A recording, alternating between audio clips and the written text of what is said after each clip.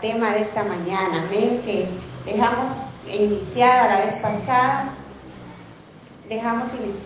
pasada, entonces vamos de lleno a la palabra, amén, gloria a Dios, porque mira, Cristo ya viene, no hay que perder mucho el tiempo, no hay tiempo ni para chistes, esto es de avanzar. Vamos entonces a desarrollar hoy un poco el tema sobre el testimonio cristiano, porque me ha movido mucho estos días el Señor sobre eso, de que es bueno que tomemos en cuenta que estamos dando un testimonio.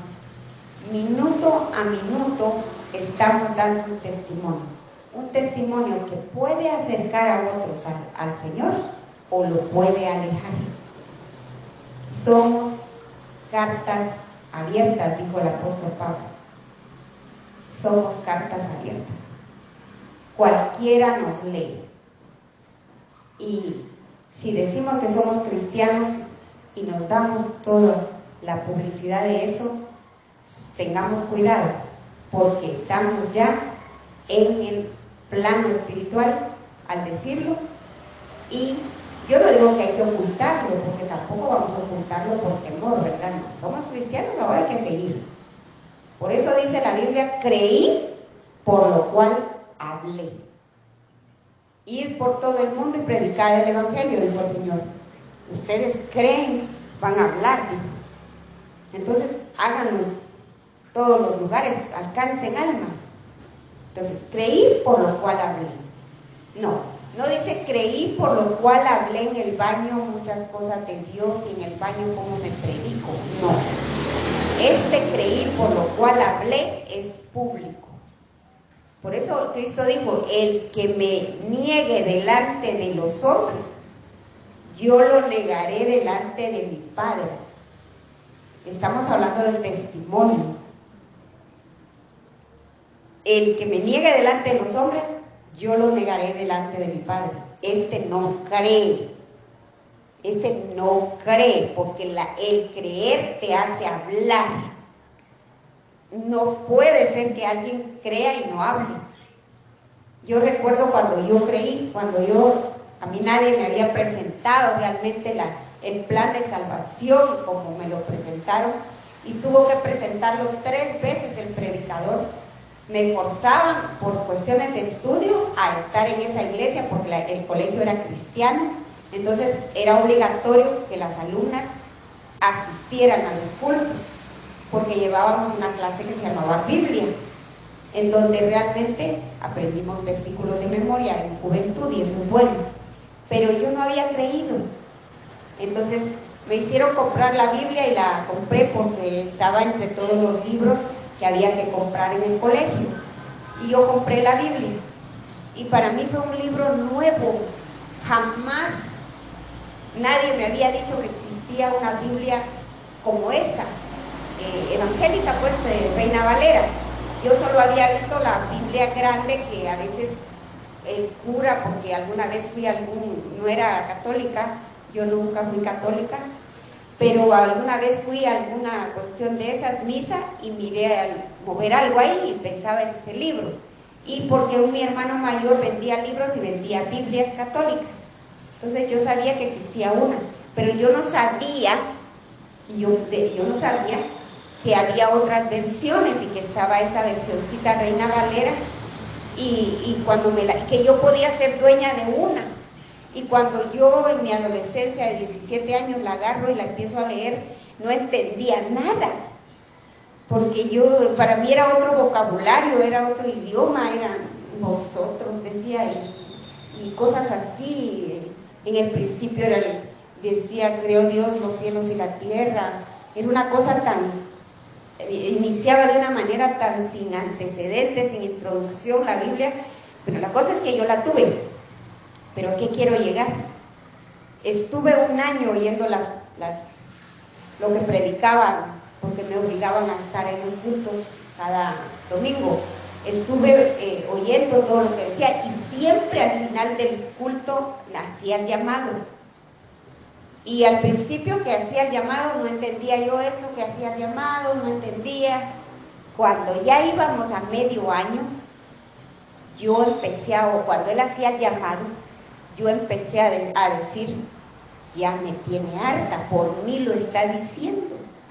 Decía yo, ¿por qué se pone en esa posición de insistir tanto en que yo diga lo que él está diciendo que tengo que decir? ¿Por qué lo dice? Y yo decía, por mí lo dice, pero eso es cuando la palabra ya está haciendo su trabajo, de que de tanto oírla ya está, como dice, que es como agua que de tanto caer en una piedra le abre hoyo, ¿verdad? Entonces seguramente yo era corazón de piedra hasta ahí, ¿verdad? Y ya estaba mellando. Entonces yo empecé a decir, y así pasé 2 meses diciendo yo, por mí lo dice. Yo no voy a decir lo que él diga, no voy a pasar, porque decía, pase al frente. Pero un día, como yo seguía en la insistencia de que yo sentía que por mí lo decía y me golpeaba, un día dije, yo no pierdo nada con decir lo que él dice que diga. Dije yo, con levantar la mano no pierdo nada, lo que sí gano es que ya deje de estarlo diciendo, dije yo. Y había más jóvenes en esa reunión, en una iglesia grande, estaba la juventud ahí, porque el colegio era obligatorio todos los estudiantes asistir. Dije yo, cuando hagan eso que dice al final, lo diga, voy a levantar la mano, dije yo, pero yo no voy a pasar al frente. Y cabal hizo lo mismo que hacía siempre, hizo el llamado, pero ese día, miren lo que Dios hace, ese día no dijo que pasáramos al frente. Como que Dios hubiera usado lo que yo dije en mi alma para él, para que no lo dijera, y él dijo, yo no voy, esta vez no voy a pedirte que pases al frente, porque no me mueve el espíritu. Ahí donde estás, repite conmigo, yo sentí que era ese para mí, para cabal, como yo lo quería, y repetí todo lo que dijo, pero voy a lo que es este versículo, creí por lo cual hablé. O sea, porque no se puede ocultar cuando has creído, no te puedes ocultar ya. Entonces, ¿qué pasó conmigo cuando creí? Entonces vine yo, creí que no había creído, sino que solamente estaba saliéndome con la mía de callarle ya la boca en el siguiente culto. Pero realmente ese era mi día de recibir al Señor, eso era lo que había pasado.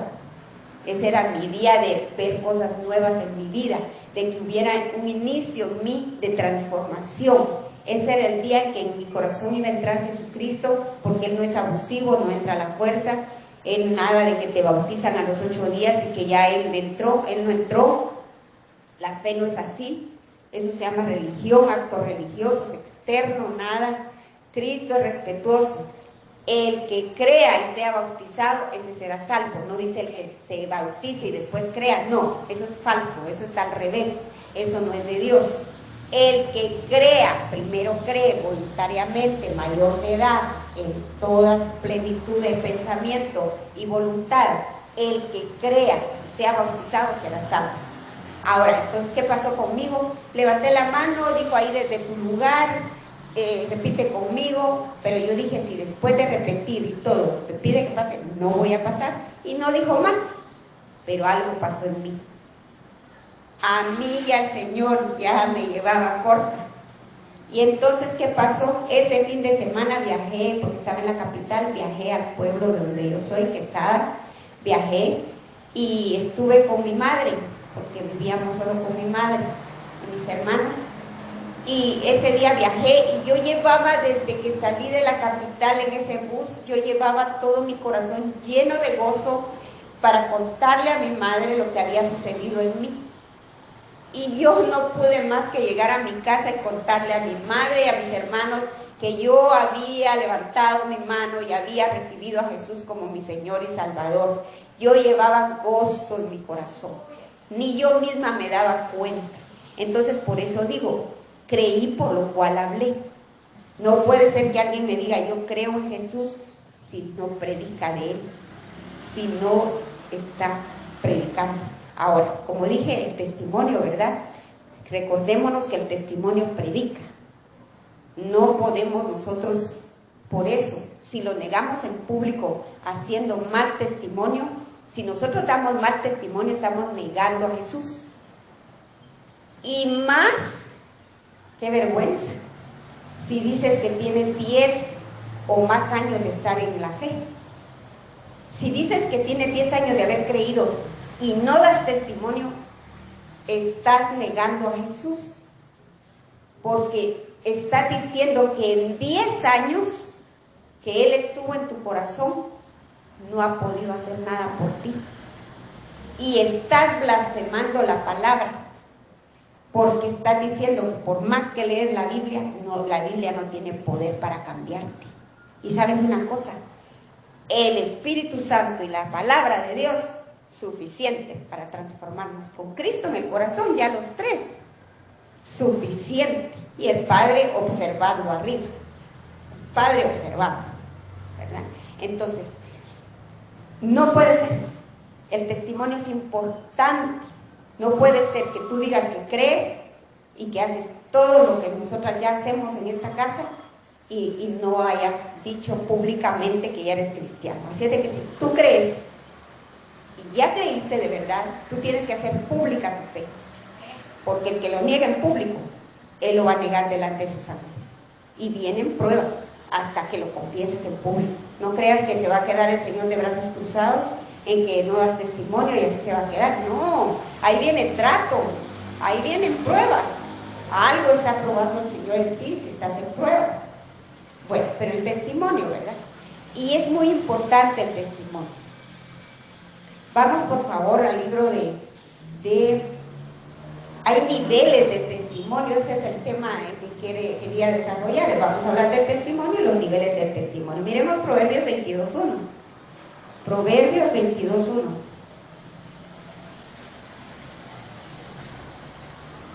De más estima es el buen nombre que las muchas riquezas y la buena fama, más que la plata y el oro. De más estima es el buen nombre que las muchas riquezas y la buena fama más que la plata y el oro. De más estima. ¿De más estima de quién? De Dios. El buen nombre, tu testimonio. Cuando se muere un cristiano dicen, ¿cómo dice ese versículo? La muerte de sus santos, dice. Creo que de gran estima es a Jehová la muerte de sus santos. Sus santos, los que de verdad no le dieron la espalda allá afuera, los que no lo negaron, los que quieren ser aleluyas a escondidas, solo en WhatsApp quieren ser aleluyas, ¿verdad? Pero en las redes y en todo lo demás, no, ellos siguen siendo los mismos. Yo no cambio mi religión, dice. Son los mismos. Niegan al Señor en público. Entonces, de gran estima es a Dios, miren, el buen nombre, tu testimonio. Pero no tu testimonio de que te has enriquecido. Es que como yo he sido tan perseverante, es que como yo diezmo, ofrendo y sirvo en la iglesia, Dios me ha bendecido con tanta riqueza. Ahí no dice eso. Dice, de más estima es el buen nombre, el testimonio, que las muchas riquezas y la buena fama, más que la plata y el oro. La buena fama, hay una mala fama, ¿sabes? Hay una mala fama. La buena fama es presentar a Cristo en tu corazón siempre públicamente y tratar de dar buen testimonio. Eso te lleva a buena fama, porque te van a recordar así. Nos van a recordar con lo que dijimos e hicimos allá afuera. No nos van a recordar por lo que dijimos nosotros y creímos nosotros que éramos. Nos vamos a recordar por el testimonio. Y marcamos a la gente con un testimonio así. Entonces, cuidado. Sigamos adelante. El testimonio. Hay niveles de testimonio. A veces el testimonio en el primer nivel solo es de información por lo que conocemos. Por lo poco que conocemos de las cosas de Dios, a veces nuestro testimonio allá afuera no llega a Jesús, pero no pasa más, porque no pueden ni llevar la palabra, ni exponerla, ni presentar el plan de salvación. Entonces, es solamente un testimonio de información. Solo dices, soy cristiano, dices con tu boca, pero no pasas a más, porque no has buscado conocer el don que hay en ti y desarrollarlo, dejar que te forme para desarrollarlo. Entonces, tienes un testimonio de informativo, solo de informar allá afuera que eres cristiano. Por lo menos ya tienes el valor y ya presentas a nuestro Señor públicamente, pero hay que avanzar. Amén. Tenemos también otro versículo aquí, Eclesiastés 7:1. Eclesiastés 7:1.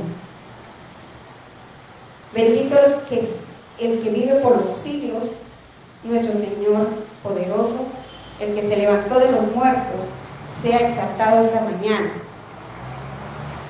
Eclesiastés 7:1 dice: mejor es la buena fama que el buen ungüento, y mejor el día de la muerte que el día del nacimiento.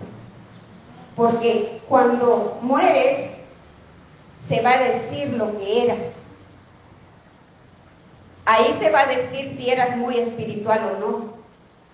Y a veces hemos acudido a entierros porque tenemos que llevar la palabra, y a los entierros hay que ir a predicar. Y a veces hemos acudido a las funerarias con mi esposo y él ha predicado. Y a veces hemos ido hasta el entierro o a la casa de los que fallecieron. Pero cuando oímos lo que hablan del difunto, nos damos cuenta de qué testimonio dio. Y a veces se consuelan en las velas y en las funerarias, se consuelan diciendo que parece que sí levantó la manita, que parece que sí creyó, que parece que sí era cristiano, pero solo ahí se queda.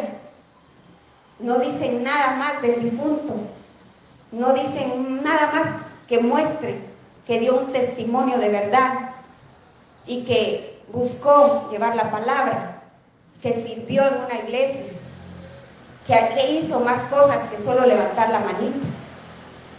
Entonces, la gente dice: cuando yo ya esté viejo, que ya no pueda ni con el cuerpo, yo quiero que me visite un pastor, dice, y voy a recibir a Jesús porque en esa edad ya lo voy a necesitar.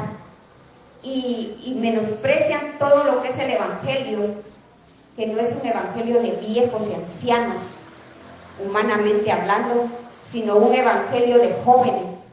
El evangelio es un evangelio de jóvenes. Lo que pasa es que los jóvenes y las jovencitas quieren vivir su vida loca, y aunque ya levantaron la mano y recibieron a Jesús, quieren vivir su vida desordenada y loca, como la viven todos los demás del mundo. Y cuando ya arruinaron su vida y están a punto ya de que miran que los hijos ya crecieron, están a punto de ver que ya casi arruinaron a los hijos, entonces quieren buscar a Dios. Pero no es así. El evangelio es de jóvenes, no de viejos. Y entonces estas personas que dicen: hasta que yo sea anciano y anciana voy a recibir, es más, dicen antes de morir, porque no quieren dar nada por la sangre de Cristo, no quieren dar nada por Dios, no quieren mover un dedo, no quieren dar testimonio, no quieren buscar a Dios, no, se avergüenzan realmente. A veces han oído ya todo lo suficiente para recibir a Jesús, porque allá en el cielo, cuando estemos en el trono blanco, yo estoy segura que a todos en la niñez los visitó el Señor. A todos en la niñez se les presentó el evangelio. Y no van a tener excusa de decir: es que como yo ya estaba grande cuando yo lo supe. Mentiras. A todos en la juventud se les presenta el Señor. Cristo llega a tiempo a nuestras vidas. En mi caso llegó a los 17, pero ¿sabes una cosa? A los 13 años yo ya había sido llevada a un discipulado. Yo fui llevada a un discipulado a los 13 años. Ahí supe que los adultos se reunían en un lugar y nosotros los jovencitos niños estábamos en otro lugar. Solo nos enseñaron a dibujar y a poner un versículo. Pero yo ya supe de él. Pero se me presentó el plan a los 17. Y a pesar de que estuve terca, no queriendo recibir, al final recibí. Entonces, allá en el trono blanco nos vemos y allá se va a ver de todo. Ahora, esta gente que dice hasta que ya sea viejito, voy a recibir, se está perdiendo todo. Se está perdiendo la regeneración que necesita aún para llegar a su momento de cúspide de muerte en santidad para ser arrebatada cuando Cristo venga. Entonces están diciendo, yo recibo a Cristo ya de viejo y me voy al paraíso como el ladrón que estuvo a la derecha, pero ahí saber si va a suceder lo mismo. Ahí saber si va a suceder lo mismo, porque si estuviste obstinado de no recibirlo, saber cuántas veces, como nos toca a veces decirle a la persona, quiere recibir a Jesús, y rápido nos miran con una mirada dura y dicen, no, así, no quiero. Entonces, eso es rechazar el Evangelio, y eso se va a dar cuenta allá en el cielo. Pero bueno, el punto es el testimonio. Entonces, aquí en Eclesiastés dice, mejor es la buena fama que el buen ungüento, y mejor el día de la muerte que el día del nacimiento. No importa si naciste en una camita humilde, ahí que no hubo hospital, un tiempo de llevarte al hospital y ahí te forraron con cualquier cosita que hallaron y lograron y sobreviviste. No importa tu forma de nacimiento, no importa si no te esperaban tus padres, no importa si no querían ya ese hijo y tú apareciste, no importa. Lo que importa es que tú tienes vida y puedes crecer en el temor de Dios, buscar a Dios y presentar el Evangelio también. Eso es lo que importa, tu fin. Eso es lo que importa, no tu principio, tu fin. Porque el día del nacimiento, el día de la muerte, cuando estén ahí, se va a hablar de tu legado, de lo que dejaste espiritualmente, de lo que dejaste humanamente, que hiciste una serie de obras de caridad. Eso no te salva. ¿Sabes una cosa? Las religiones que se enfocan más en caridad que en evangelizar y llevar a Cristo de verdad como Señor y Salvador, las religiones que se quedaron para mí estancadas en la caridad. La caridad es una etapa del testimonio, es una etapa del crecimiento espiritual, la caridad. Todos tenemos que llegar al nivel de tener caridad, de tener esa sensibilidad humana de poder dar todo por otro, dar lo material por otro. Todos tenemos que llegar a ese nivel, y muchos a ese nivel llegaron, pero se quedaron en religión porque se quedaron en caridad. Y si no miran caridad en alguien, aunque les predique toda la Biblia, no quieren creer ni quieren avanzar. Ahí se quedan en su caridad. Entonces es como los que se quedaron en el bautismo de Juan. Es como los que dicen que son evangélicos, pero lo que tienen es una religión y se quedaron en el bautismo. Los bautistas se quedaron en el bautismo. De ahí no pasaron. Ya no creen en las lenguas, ya no creen en nada más, solo en el bautismo. Entonces ellos en la fe se quedaron en el bautismo. Igual los que profesan religión y se quedaron en caridad, ellos se quedaron en caridad. Pero la caridad es una etapa de la fe, del testimonio cristiano. Pero no nos quedamos solo en dar. Y en una caridad humana se quedaron, porque solo le dan al que ven.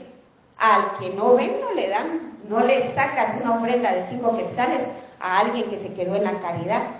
Que le digas que esos 5 quetzales son para la obra de Dios, son para el que no ve, para Dios, para el Evangelio, no se los sacas.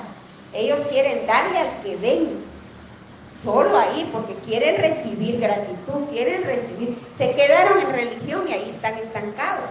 Pero el Evangelio es más allá, el testimonio cristiano es más allá de la buena fama.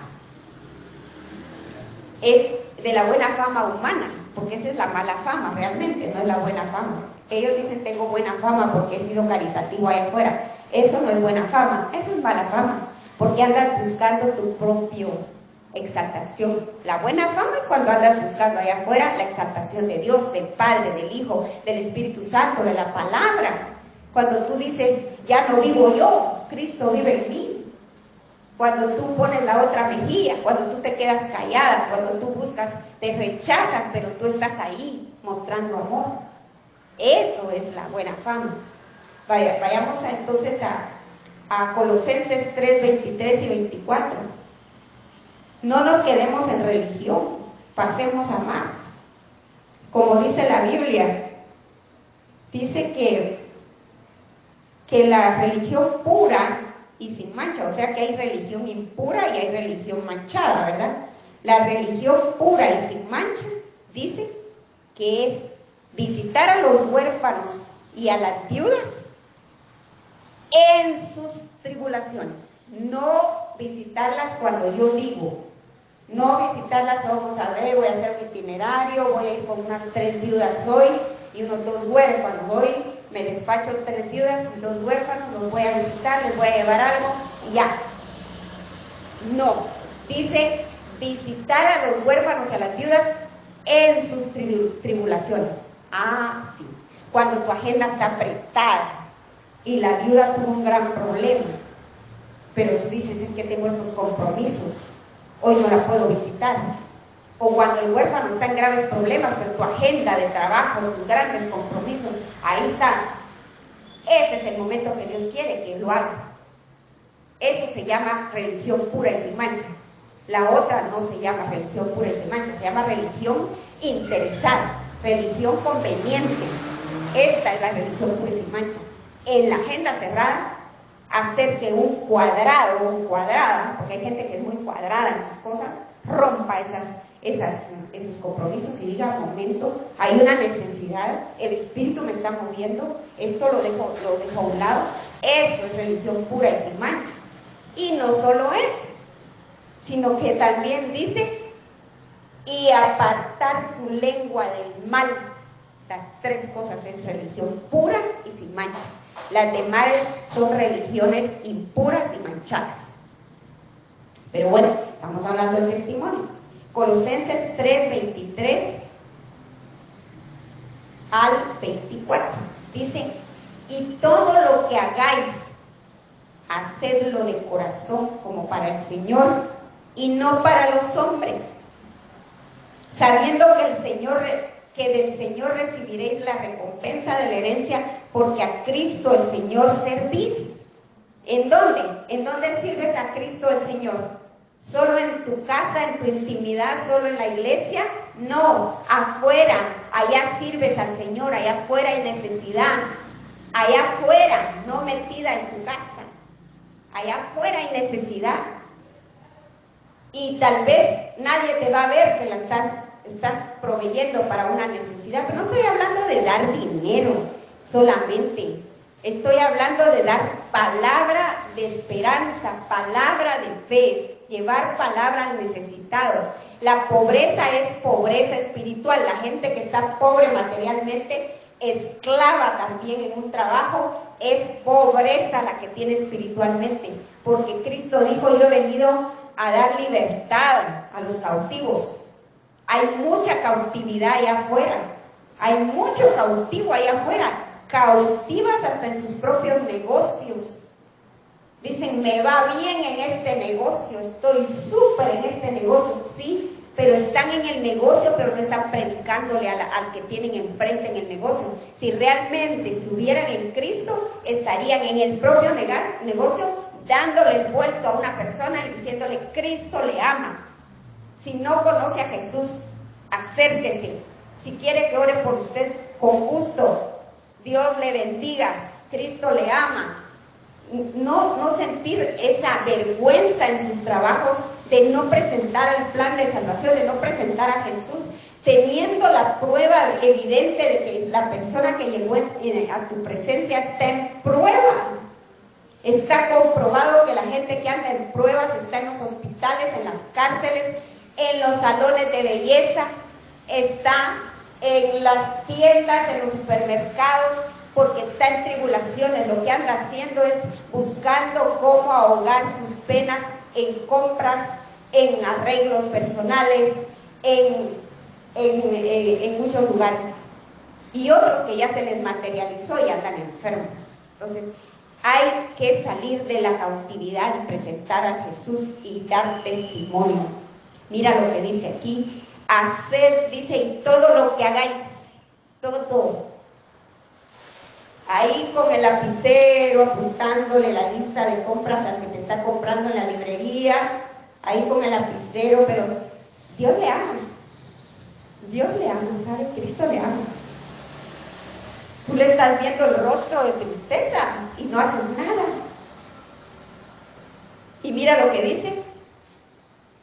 Y lo haces para el Señor, no para Él. No se lo estás haciendo para quedar bien con Él, para que ese cliente regrese, para que se... No, lo haces para el Señor. Cristo te está viendo. El Espíritu Santo está ahí para auxiliarte. En la palabra de Dios, si ya te recuerdas de algunos versículos, se te va a venir fresquita y el Espíritu Santo te va a auxiliar, te va a poner a la par tuya y va a conmover esa piedra, y esa piedra va a empezar a sentir algo. Esa piedra va a decir, a eso que me dijo me puso Elisa. Sí, el Espíritu respalda el buen testimonio. El Espíritu Santo respalda el buen testimonio. Y mira lo que dice el 24. Sabiendo que del Señor recibiréis la recompensa de la herencia, porque a Cristo el Señor servís. Herencia. Hay herencia en el reino de Dios, y no es material, no es dinero, es una herencia más gloriosa. Es una herencia que te trae revelación. Vas a ir entendiendo más las cosas de Dios conforme vas aplicando tu pequeña herencia. O sea, ya tienes, Cristo es tu herencia, ¿verdad? Y tú ya lo tienes, pero desarrolla eso para que obtengas más herencia, crezcamos más en el Señor. Amén. Gloria al que vive por los siglos. Hebreos, vamos primero a Hechos 6:3. Hechos 6:3. Gloria al Santo de Israel. Hechos 6:3. Bendito su nombre, aleluya. Santo por los siglos. Te hablaba, Señor, esta mañana.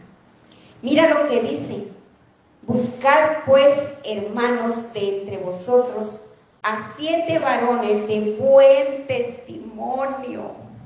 El Espíritu Santo solo anda buscando varones de buen testimonio para usarlos. Pero ¿cómo vamos a mostrar buen testimonio si solo dentro de la iglesia somos santos y santurrones? Y allá afuera nada de testimonio, como que se convirtieran en otra persona allá afuera y sacan toda la carnalidad allá afuera, el abuso, la lengua y el ofender a otros, el comportarse como impíos, peleando unos con otros, ahí contendiendo, sangrando al pobre, ¿verdad? Pidiéndole la gran rebaja al pobre y en el supermercado dando lo que les piden. No, testimonio de misericordia, testimonio de fe, testimonio de que Cristo está en tu vida y te guía, testimonio. Y mira lo que anda buscando el Espíritu Santo. Buscar, dice, eso lo dijo el Espíritu Santo. Ellos estaban llenos del Espíritu Santo. Hermanos de entre vosotros a 7 varones de buen testimonio, llenos del Espíritu Santo y de sabiduría, a quienes encarguemos este trabajo. No era fácil el trabajo de servir a las mesas. No era fácil, tenían que estar santificados. Mira, el servicio es algo que debe hacerse en santidad y guiado por el Señor, guiado por el Espíritu Santo. Servir no es fácil. Una persona con la carne todavía por encima de su piel, donde todo todavía responde carnalmente, con los ojos, con las manos, con las actitudes físicas y no digamos con las palabras. Dios mío, nos sirve todavía mucho para el servicio, pero aprendemos y en el servicio estamos y tenemos que ir desarrollando. Pero hay que llegar al nivel ese nivel no lo tenía cualquiera. Esos 7 varones, ahí hay uno de ellos y de plano todos los 7 eran iguales.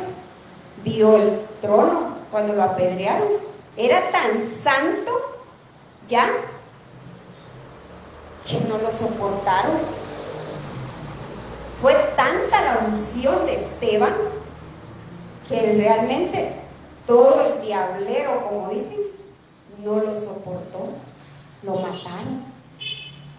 Y él era tan santo que dice, no les tomes en cuenta este pecado, saber a qué estaba viendo, saber qué diablero miraba y cómo tenía toda esa gente ese diablero como títeres, maldiciéndolo con la piedra en la mano y él mirando al montón de demonios que tenían a los humanos como títeres.